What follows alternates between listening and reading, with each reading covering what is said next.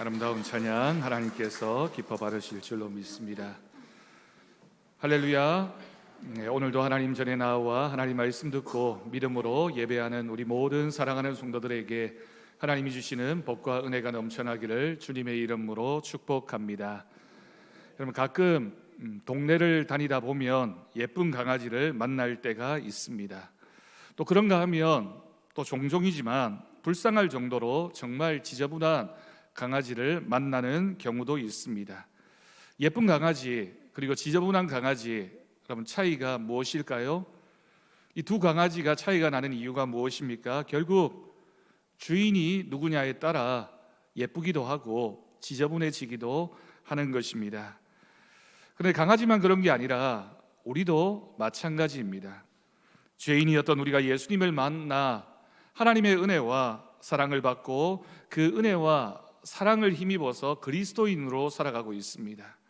생각할수록 정말 감사합니다. 여러분은 오늘 이 자리에 앉아서 감사하고 계십니까? 주님께서 우리를 자녀 삼아 주시고 우리를 주님께서 불러주셔서 이 자리에 앉을 수 있다는 것, 그래서 예쁜 강아지처럼 하나님을 예배하는 그런 믿음의 사람이 되었다는 것은 하나님의 특별한 은혜입니다. 이런 변화가 있어야 우리가 행복해질 수 있습니다. 여러분, 인간의 일생을 생각해 보면 태어나서 참 많은 변화를 경험하는 것이 인간입니다. 그 변화 중에 가장 중요한 것이 자라는 것입니다. 태어난 인간이 그냥 그 모습 그대로 머물러 있지 않고 시간이 지나면서 점점 자라게 됩니다. 가장 먼저 자라는 것이 몸이죠. 이 몸도 자라야 할 때 제대로 자라지 않으면 바라보고 있는 부모의 마음이 얼마나 아픈지 모릅니다. 키가 자라야 할 때는 키가 자라야 하고요, 학교에 다니면서 또 공부를 열심히 해서 성적이 자라야 할 때는 성적이 자라야 합니다. 아이들이 늘 자라는 것 같지만 그러나 아이들의 모습을 자세히 보면 자라야 할 때가 특별한 그런 시기가 있는 것 같습니다. 어른들이 종종 그런 말씀을 하십니다. 아이들은 아프고 나면 크고 어른은 아프고 나면 늙는다라는 말이 있습니다. 참 서글픈 말이기도 한데 아이들은 이런 고난과 아픔의 시간을 통하여 쑥 성장하는 때가 있다라고 하는 뜻이죠. 제 딸이 어릴 적에 길을 걷다가 넘어지는 것을 본 적이 있습니다. 여러분, 딸이 넘어지면 아빠의 마음이 아픕니다. 하지만 넘어져 있는 아이를 보면서 크게 걱정하지 않습니다. 왜냐하면 그 정도 넘어지는 것은 툭툭 털고 일어나고 크게 다치지 않으면 그 넘어지는 그 일을 계기로 해서 다음에는 조심하고 넘어지지 않는 그런 귀한 경험을 할 수 있기 때문입니다. 이번에 저희 아버지를 모시고 베트남에 가서 길을 걷다가 길이 울퉁불퉁한 곳을 지나다가 저희 아버지가 넘어지셨습니다. 무릎이 깨져서 피가 나고 얼굴에 상처가 생겼습니다. 여든이라는 나이 때문이기도 하고 건강도 안 좋아지셔서 이제는 제가 보기에도 걸음걸이도 자유롭지 못하는 그 모습을 보면서 한편으로는 굉장히 화가 많이 났습니다. 조금 잘 보살펴 드릴 걸, 붙잡아 드릴 걸 이라는 마음도 있었지만 죄송하기도 하고 그런 마음이 이렇게 화가 나는 마음으로 나타났던 것 같습니다. 그리고 그 마음 속에는 그런 마음도 있었던 것 같습니다. 나도 언젠가는 우리 아버지처럼 저렇게 나이가 들고 몸 잘 가누지 못할 때가 오겠구나라는 두려움도 있었습니다. 여러분, 인간은 누구나 할 것 없이 다 실패를 경험합니다. 어릴 때는. 그런데 이 실패의 경험이 굉장히 중요합니다. 왜냐하면 그 실패를 통해서, 그 고난을 통해서 배우는 것이 있기 때문이고 그 고난과 실패가 우리를 자라게 하기 때문입니다. 나이가 들고 어른이 되면 실패하는 것이 아픔으로 남지 그렇게 자라는 데 크게 도움이 되지 않습니다. 생명이 왕성할 때는 자라고 그렇지 않으면 우리 인생은 점점 쇠퇴해져 간다라고 하는 것이 안타까운 인간의 모습이죠. 그런데 여러분, 몸이 자라는 것만큼이나 중요한 것이 있는데 인간의 몸이 자라는 대로 마음도 자라야 된다라고 하는 것입니다. 몸은 어른처럼 커가는데 생각하는 것이나 하는 일에 있어서 계속 어린아이와 같아서는 안 될 것입니다. 우리 인간이 몸이 자라는 것처럼 마음도 생각도 점점 자라야지만 그렇게 자라가는 것이 인간의 정상적인 모습이라고 할 수 있습니다. 그런데 여러분, 여기서 우리 신앙인들에게는 한 가지가 더 있습니다. 몸이 자라고 마음이 자라는 것만큼 중요한 것, 아니 그것보다 훨씬 더 중요한 것이 우리의 믿음이 자라는 것입니다. 여러분, 생각해 보십시오. 몸이 자라는 것 같지만 평생 자라는 것은 아닙니다. 청소년 시기까지 열심히 몸이 자라다가 어느 때는 그 성장을 멈추게 되고 점점 그 건강했던 그 몸들이 쇠약해져 가는 것을 인간은 경험합니다. 마음도 마찬가지죠. 마음이 늘 자라는 것이 아니라 마음이 나이가 들면서 한참 자랐다가 오히려 나이가 들고 어른이 되면 더 어린아이와 같은 모습으로 돌아가는 경우도 많이 있습니다. 그런데 믿음은 다릅니다. 우리가 평생에 하나님을 향한 믿음은 자라야 하고, 우리가 주님이 부르시는 그날까지 우리의 믿음이 변화하고 성장해 가는 것은 하나님이 우리를 부르신 목적이라고 할 수 있습니다. 그리스도인으로 부름을 받은 우리가 자라가야 할 최종적인 목표는 교회의 머리가 되시는 예수님을 닮는 것입니다. 우리가 자란다라고 할 때 우리의 몸, 우리의 마음이 자라는 것, 아마 부모님을 닮고 또는 우리가 존경하는 누군가를 닮는 것처럼 우리의 믿음이 자란다라고 하는 것은 이 교회의 머리가 되시는 우리의 신앙의 아버지가 되시는 하나님, 예수님을 닮는 것, 예수님을 닮아가는 것이 우리의 신앙의 목표라고 할 것입니다. 그러나 우리가 잘 아는 것처럼 자란다, 성장이라고 하는 것은 한 번에 이루어지는 것이 아닙니다. 몸도 마음도 오랜 시간에 걸쳐서 훈련과 연습이 필요하고 시간이 필요하고 부단한 노력이 있어야지만 그렇게 자라가는 것처럼 믿음도 우리가 예수를 영접했다고 해서 한 번에 다 자라는 것이 아니라 조금 전에 말씀드린 것처럼 주님이 부르시는 그날까지 우리의 믿음은 자꾸만 주님을 사랑하고 닮아가는 모습을 통하여 성장해 가는 것입니다. 여러분, 이것을 영적인 성장, 영적인 자라남이라고 할 수 있습니다. 영적인 성장과 열매 맺음이 저절로 되는 것이 아닙니다. 몸을 위해서 훈련과 연습이 필요하고 마음을 위해서 수양과 책과 또는 여러 어른들과의 만남이 있어야 하는 것처럼 우리가 영적으로 성장하기 위해서는 비결이 있습니다. 방법이 있습니다. 그 비결 두 가지를 오늘 말씀을 통해서 함께 나누려고 합니다. 첫 번째는 먼저 예수님을 영접해야 합니다. 여러분, 예수님을 영접한다라고 하면 이 자리에 앉아있는 우리 모든 성도들은 목사님, 제가 예전에 이미 예수님을 영접했는데요, 예수님을 영접했기 때문에 이 자리에 나와 있는데요 라고 생각하실 겁니다. 여기에서의 이 영접은 우리가 날마다 예수님을 영접해야 된다라고 하는 뜻입니다.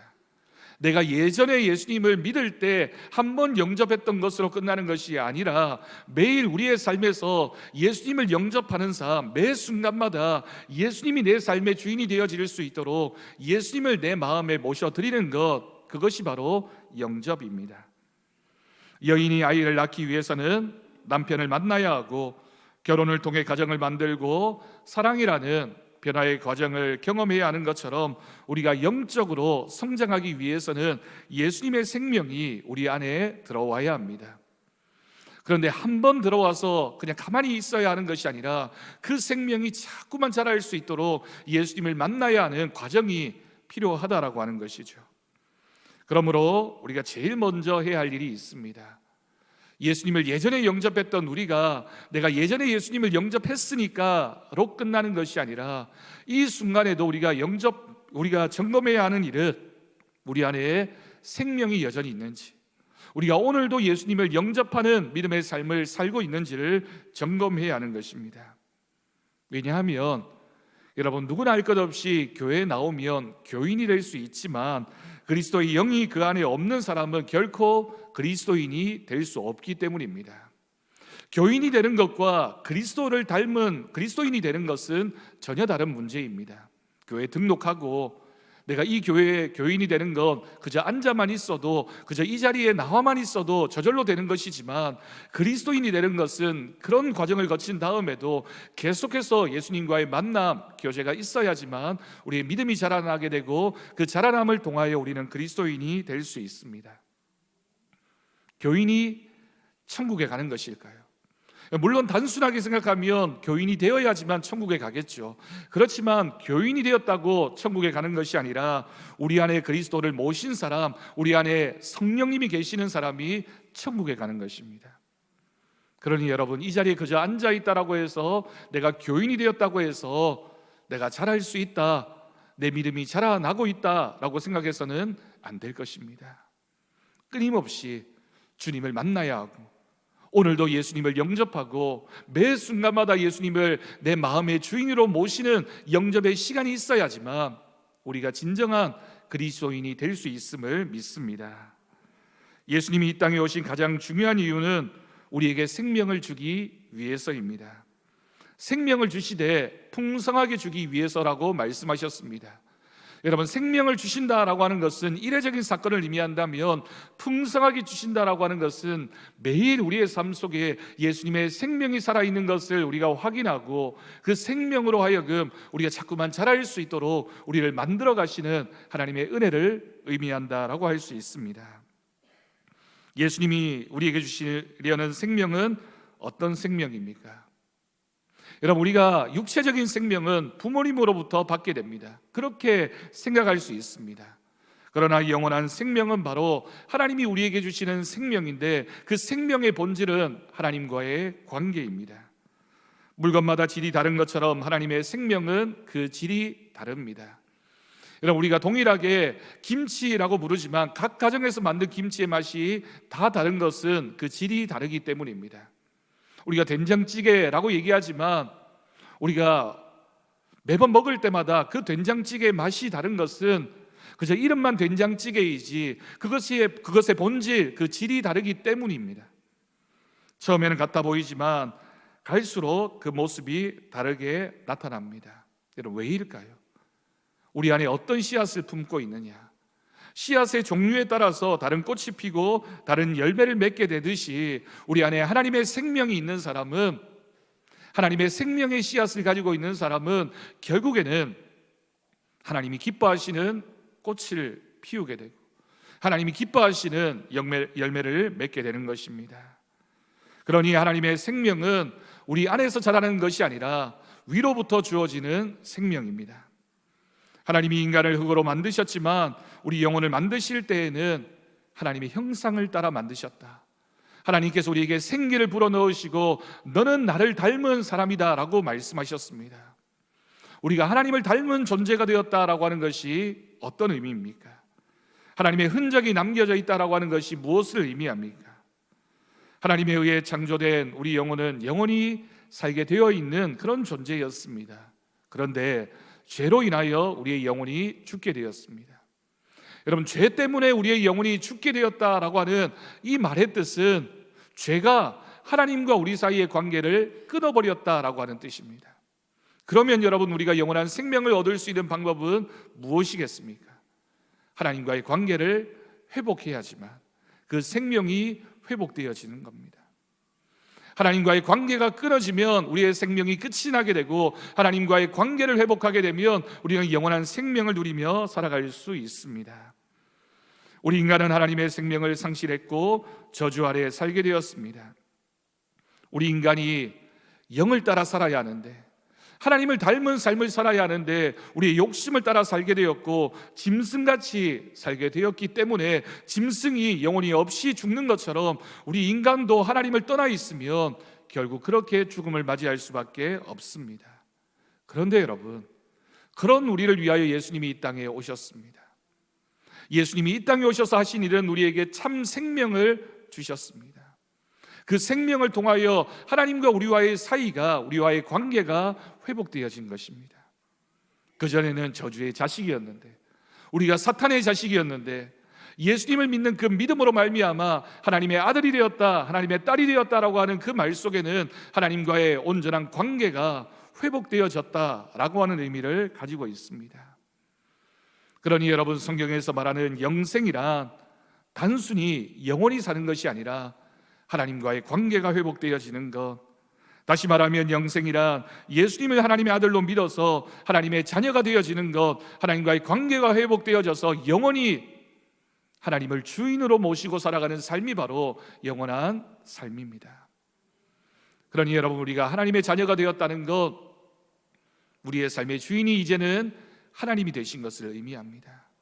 우리가 예수를 믿는다는 것은 우리의 삶의 주인이 바뀌어서 이전에는 내가 주인이었고 이전에는 세상이 주인이었다면 이제는 내가 하나님을 주인으로 모시고 살아가는 삶, 그래서 주님이 내 안에 살아서 역사하시는 귀한 은혜가 주어지는 삶이 바로 우리에게 주어진 믿음의 삶입니다. 우리가 예수님을 영접하면 하나님과의 관계가 새로워집니다. 하나님의 생명을 선물로 받기 때문입니다. 그래서 성경은 이런 사람을 가리켜서 너는 새 사람이 되었다라고 표현합니다. 새 사람이 되었다라고 하는 말이 어떤 뜻일까요? 새 사람이 되었다는 것은 쉽게 설명해서 조금 전에 말씀드린 것처럼 하나님과 새로운 관계를 맺게 되었다라고 하는 뜻입니다. 청춘 남녀가 만나서 결혼을 하게 되면 우리는 그 청춘을 가리켜서, 그 남녀를 가리켜서 신랑과 신부라고 말하게 됩니다. 그런데 여러분, 생각해 보십시오. 결혼식에 들어갈 때 그 남자와 여자가, 결혼식을 마치고 나올 때 그 남자와 여자의 모습이 달라진 것이 무엇입니까?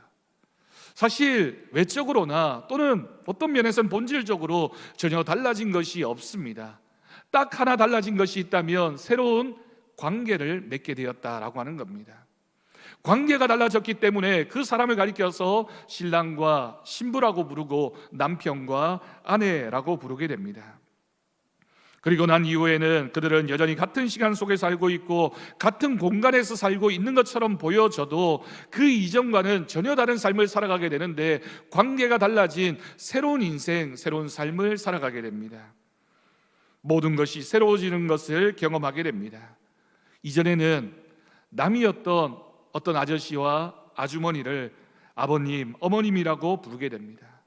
신부는 시아버님, 시어머님이라고 부르고 신랑은 장인어른, 장모님이라고 부릅니다.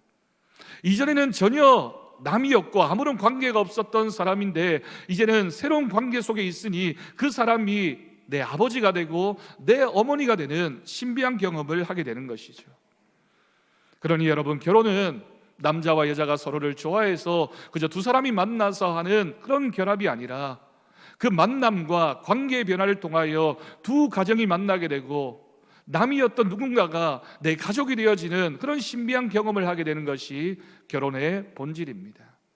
마치 그것처럼 우리가 예수님을 믿는다는 것은 새로운 관계 속으로 들어가는 것이며, 이전에 내가 살아왔던 그 모든 관계를 이제는 끊고 하나님과 새로운 관계를 만들어가는 것, 그것이 바로 우리의 믿음의 본질이라고 할 수 있습니다.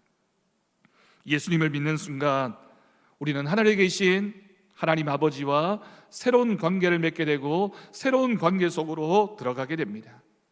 이전에는 우리가 마귀의 권세 아래, 사망의 권세 아래 살았습니다. 어두움의 권세 아래 살았습니다. 육체의 정욕을 따라 살았습니다.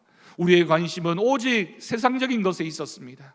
이 땅을 살아가면서 무엇을 먹을까, 무엇을 입을까, 무엇을 내가 누리며 살아갈까, 무엇을 소유하면 내가 행복해질까, 그것이 온통 우리 모두의 관심이었습니다. 그러나 예수님을 믿는 그 순간에 하늘에 계신 아버지와 새로운 관계를 맺게 되고, 이제는 하나님께서 내 아버지가 되어주시고 우리의 삶을 책임져 주시는 믿음을 가지게 된 것입니다. 그러니 우리의 관심도 달라지게 되고 우리가 이 땅을 살아가는 목적도 달라지게 되고, 우리가 나를 바라보면서 내가 어떤 사람인가를 생각할 때 그 생각도 달라져야 합니다. 이것을 가리켜서 우리가 예수님을 영접하는 순간에 우리의 주인이 바뀌게 되는 것입니다. 주인이 바뀌면 모든 것이 바뀌게 됩니다. 종종 어느 식당에 갔는데 그 식당에서 그런 말을 듣게 됩니다. 식당 주인이 바뀌었습니다. 그럼 식당 주인이 바뀌게 되면 어떻게 됩니까? 식당 주인이 바뀌면 식당의 모든 것이 달라지게 됩니다.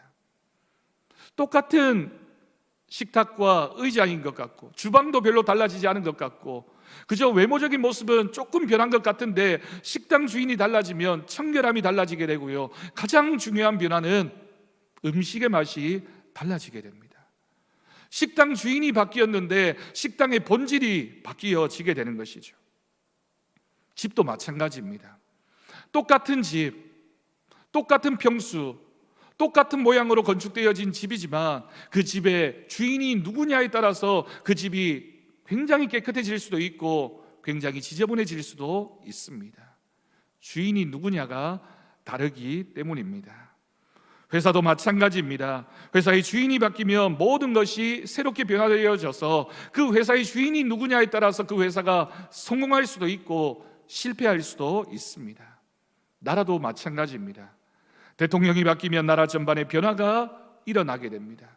우리의 삶에서 이처럼 주인이 바뀐다라고 하는 것은 우리의 삶의 근원적인 변화이고 그 변화를 통하여 우리의 삶의 질이 달라지게 되는 것이죠.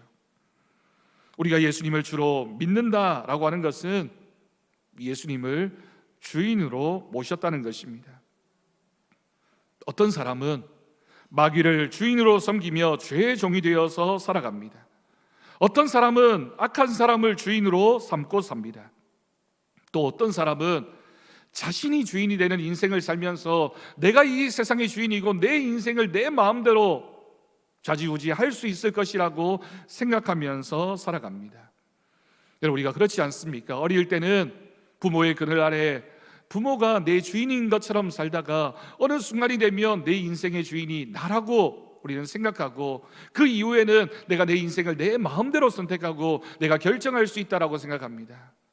그런데 여러분, 우리가 믿음을 가지는 순간, 우리가 교회를 나와서 예수님을 주님으로 영접하는 그 순간에 우리의 삶의 주인이 바뀌어지는 경험을 해야지만, 그리고 그 경험이 한 번의 경험이 아니라 매일매일 내 삶의 주인은 하나님이시구나 라는 그런 경험을, 주님을 영접하는 경험을 매일 해야지만 우리의 믿음의 성장이 있을 줄로 믿습니다. 민수기에 나오는 12명의 정탐꾼들이 가나안 땅을 똑같은 조건으로 똑같은 시간에 똑같은 자격을 가지고 그 땅을 정탐했습니다. 그런데 그 12명의 사람 중에 10명과 나머지 여호수아와 갈렙 2명의 정탐꾼의 보고가 달랐습니다. 왜 달랐을까요? 똑같은 시간에 똑같은 장소에 가서 또 똑같은 지파에서 파견을 받아 갔던 그 사람들이 보았던 것은 동일한데 왜 다녀와서 보고한 내용이 달라졌습니까? 그것은 바로 보는 시각이 달랐고 생각이 달랐고 근본적으로 그들의 마음속에 주인이 달랐기 때문입니다. 여호수아와 갈렙은 고백하기를 나와 내 집은 여호와만 섬기겠노라. 하나님의 말씀이, 하나님만이 내 삶의 주인이심을 믿었던 그들에게는 세상의 환경이나 가나안 사람이 얼마나 크고 강대하냐, 그 땅이 어떤 땅이냐가 중요한 것이 아니라 여호와 하나님이 나에게 말씀하시기를 이 땅은 너희의 것이라고 말씀하신 하나님의 뜻이 더 중요했기 때문에, 하나님이 그 마음의 주인이셨기 때문에 그들은 담대한 믿음으로 고백할 수 있었습니다. 어떤 사람이 도끼를 잃어버리고 이웃집 아들을 의심했습니다. 아무리 보아도 이웃집 그 녀석이, 그 아들이 우리 집 도끼를 훔쳐간 것만 같습니다. 걸음걸이를 보아도, 안색을 보아도, 말투를 들어도 이전과는 다른 것 같고 도끼를 훔쳐간 것만 같습니다. 근데 시간이 얼마나 지났을까요? 며칠 후에 자기 집 안에서 도끼를 발견하게 됩니다. 그 다음 날이 되었습니다. 이웃집 아들을 보니까 그 전에 보았던 아들의 모습과 전혀 달랐습니다. 동작과 태도가 전혀 도끼를 훔쳐간 사람 같지 않아 보였습니다. 뭐가 달라졌을까요? 도끼를 훔쳐갔다고 생각했던 그 이웃집 아들이 달라진 것입니까? 그렇지 않습니다. 내 마음이 달라졌습니다. 내 마음에 어떤 생각을 품고 있느냐, 내가 어떤 마음을 가지고 환경을 바라보고 있느냐가 그 사람의 시각을 결정했던 것이죠. 여러분, 어떻게 내 인생을 바라보고 계십니까? 요즘 내 인생에 어떤 고난과 아픔이 있습니까? 내가 목표로 삼고 있는 그 무엇이 여러분에게 어떤 모습을 보여주고 있습니까? 우리 마음의 주인이 누구입니까? 어려움이 오고 근심거리와 걱정거리가 있어도 예수님을 우리의 마음속에 모시면 담대함을 가지게 되고 기쁨과 감사가 넘쳐나게 됩니다. 여러분, 이렇게 질문해 보십시오. 요즘 내가 내 가정에 또는 내가 하고 있는 일에, 내가 열심히 목표를 삼고 있는 그 일에 기쁨과 감사가 있느냐, 절망과 두려움과 걱정과 염려가 있느냐? 여러분, 그 대답은 내가 누구를 주인 삼고 살아가고 있느냐, 내가 걱정하고 내가 염려하고 내가 붙잡고 있으면 해결하지 못하는 문제이고 걱정하고 염려할 수밖에 없는 문제이지만, 그것을 주님께 맡기면, 내 삶의 주인이 주님이심을 믿으면 그 모든 문제를 해결하실 분은 우리 주님이시고, 내 삶을 책임져 주시는 분도 주님이시고, 내가 해결하는 것이 아니라 주님이 해결하여 주시는 은혜가 우리 가운데 있을 줄로 믿습니다. 여러분, 마음 중심에 누가 주인입니까? 우리의 마음에 누구를 주인으로 모시고 있습니까? 주님의 말씀이 나의 삶을 지배하도록 맡기고 있습니까? 여러분, 우리가 꼭 기억할 수 있길 바랍니다. 내 삶의 주인의 자리, 내 인생의 운전대를 주님께 맡기면 우리는 뒷자리에 앉아서 편안하게 우리의 인생을 살아갈 수 있는데, 내가 움켜쥐고 내가 붙잡고 오른쪽으로 갈까 왼쪽으로 갈까 멈출까 갈까를 망설이고 있으면 그 인생의 해답이 없습니다. 주님께 맡기십시오. 주님이 우리의 인생의 주인이신 줄 믿고 믿음으로 살아갈 때 하나님께서 우리에게 풍성한 열매를 맺게 하여 주실 것을 믿습니다. 두려워하고 걱정하는 마음속에 하나님이 주시는 담대함이 생겨날 수 있는 것도 이와 같은 믿음이 있기 때문입니다. 두 번째로, 우리의 삶 가운데 열매를 맺기 위해서는 예수님 안에 거해야 합니다. 창세기 1장 11절 말씀입니다. 하나님이 이르시되 땅은 풀과 씨 맺는 채소가 각기 종류대로 씨 가진 열매 맺는 나무를 내라 하시니 그대로 되었다라고 기록하고 있습니다. 여러분, 하나님께서 왜 우리를 부르셨을까요? 하나님께서 우리에게 왜 믿음을 주셨을까요? 물론 우리가 예수 믿고 행복해지기 위해서, 조금 전에 말씀드린 것처럼 우리가 예수를 잘 믿어서 우리의 믿음이 성장하고 결국에는 예수 그리스도를 닮은 사람이 되어서 하나님 나라에 들어가는 것일 것입니다. 그런데 그것만이 아니라 하나님이 우리를 부르신 데는 또 동일한 중요한 목적이 있습니다. 우리로 하여금 너의 인생은 열매 맺는 인생이 되라고 우리를 부르셨습니다. 너만 행복하고 너만 만족하고 너만 천국 가는 인생이 아니라 네가 그렇게 성장해 가는 것처럼 너도 언젠가는 열매 맺는 사람이 되어야 된다라고 말씀하십니다. 여러분, 나무가 장성하게 되면 무성한 잎사귀를 가지게 되고 화려한 꽃을 피우게 됩니다. 세상은 잎만 푸르고 꽃만 화려해도 좋은 나무, 좋은 화초라고 할 수 있습니다. 그런데 하나님이 우리에게 무성한 잎과 화려한 꽃을 주시는 데는 목적이 있다라고 말씀하십니다. 그게 무엇입니까? 열매가 있어야 되는 삶입니다. 우리 주님이 길을 가시다가 잎사귀가 무성한 무화과 나무를 보시면서 그 잎사귀가 무성한 무화과 나무에서 열매를 찾으셨습니다. 무슨 뜻일까요? 우리의 인생이 세상적으로 성공하고 우리의 인생에 내가 자랑할 만한, 누군가에게 자랑할 만한 무성한 잎사귀가 있고 아름다운 꽃이 피는 인생이 되었다 하더라도 우리의 인생이 열매가 없으면 하나님 보시기에는 부끄러운 인생일 수밖에 없습니다. 우리가 맺어야 할 열매가 무엇입니까? 여러분, 성공이 무조건 성숙을 보장해 주는 것은 아닙니다. 성공한다라고 하는 것은 인간의 노력의 산물일 때가 있습니다. 성공이 무엇입니까? 내가 열심히 노력해서 좋은 대학에 입학하고 좋은 직장에 취업을 하고 내가 좋아하는 사람과 결혼을 하고 우리 가정이 행복한 가정이 되고 내가 아파트를 사고 내가 자동차를 사고 내가 원하는 거 다 이루고 인생의 성공이고 누구나 그것이 목적이라고 생각하고 또 다른 사람에게는 자랑이 될 만한 일이라고 할 수 있습니다. 그런데 하나님은 우리에게 말씀하시기를 그것은 잎사귀가 무성한 일이고 꽃이 화려한, 누구나 세상 사람들도 다 목표로 삼는 것이지만 우리 인생에 그것만이 아니라 우리가 정말 중요하게 생각해야 될 인생의 목적이 있다라고 말씀하십니다. 너에게 열매가 있느냐? 내가 원하는 열매가 있느냐? 그 열매는 성령의 열매이기도 하지만 우리가 이 세상 가운데 내가 예수 믿어서 이렇게 아름답고 행복한 삶을 사는 것처럼 누군가에게 그 행복을 전하는 삶을 살고 있느냐라고, 그 열매를 맺었느냐라고 우리 주님은 우리에게 물으십니다. 그런데 여러분, 이 열매는 우리가 어떻게 맺을 수 있습니까? 그건 역시 오늘 말씀에 기록되어진 것처럼 우리가 주 안에 있어야 합니다. 여러분, 이 말씀의 뜻은 우리가 예수 믿는 사람이 되고 예수님께서 나를 통하여 무엇을 하기를 원하는 그것을 잊지 않으면, 우리가 주님을 닮은 사람이 되면, 주님이 내 삶의 주인이 되면, 우리 주님이 이 땅에 사시면서 복음을 전하는 삶을 사셨던 것처럼 우리도 주님을 닮은 사람이 된다면 당연히 복음을 전하는 인생을 살게 될 것입니다.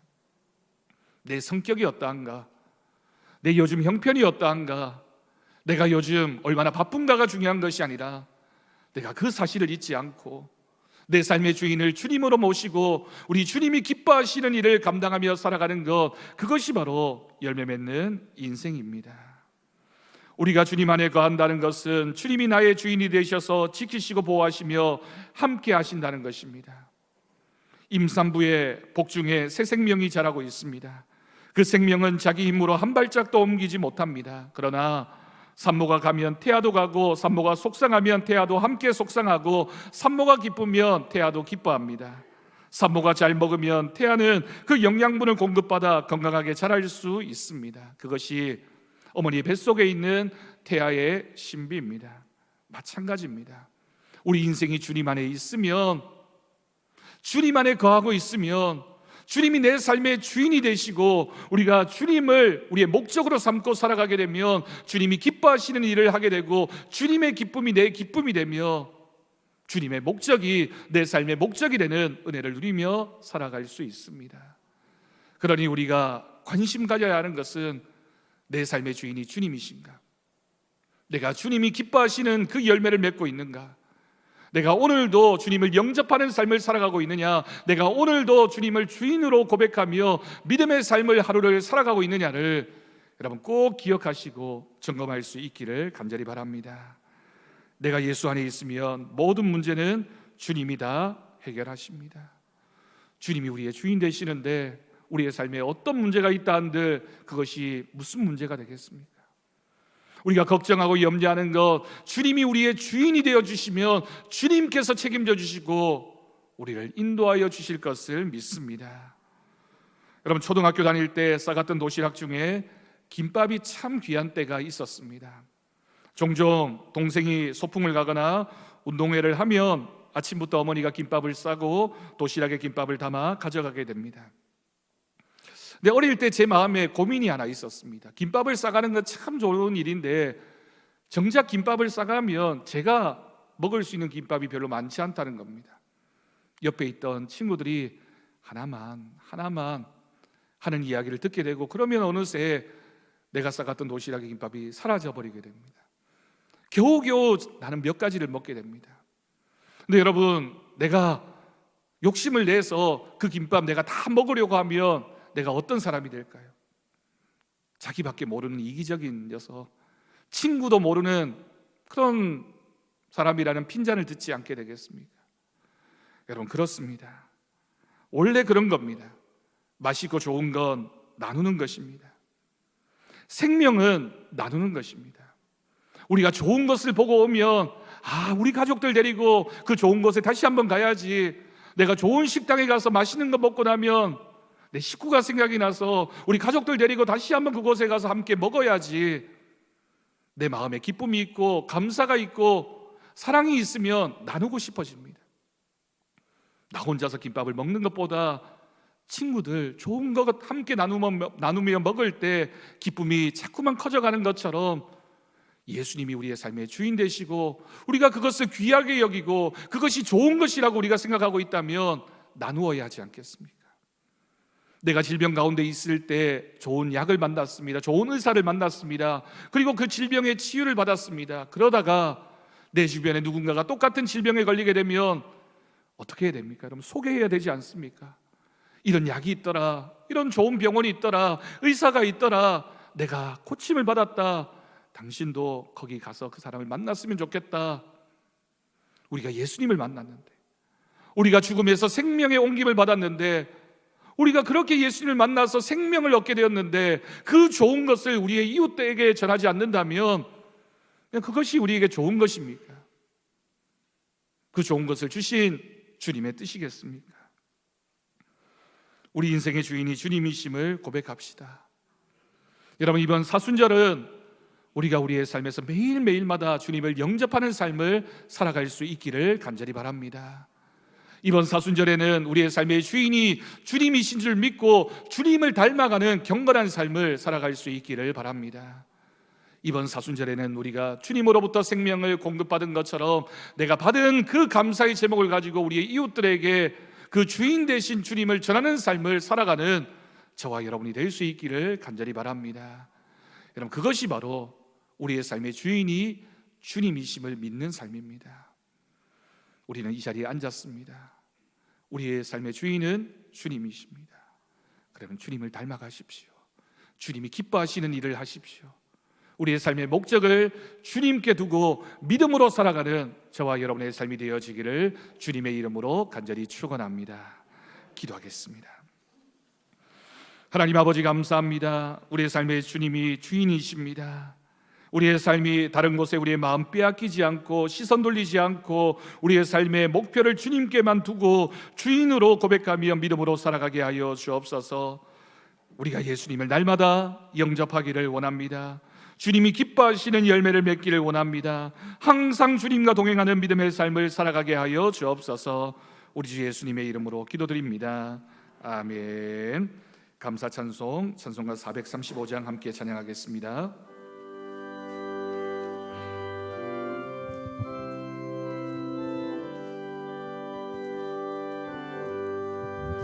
나의 영